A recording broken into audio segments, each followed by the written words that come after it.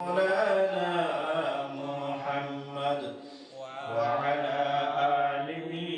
سيدنا مولانا محمد মধুর সুরে পড়া দুরূদ ও মুসলমান ভাই বসিয়া মুদের দুরূদ শুনবেন নবীজি রওজা পাকে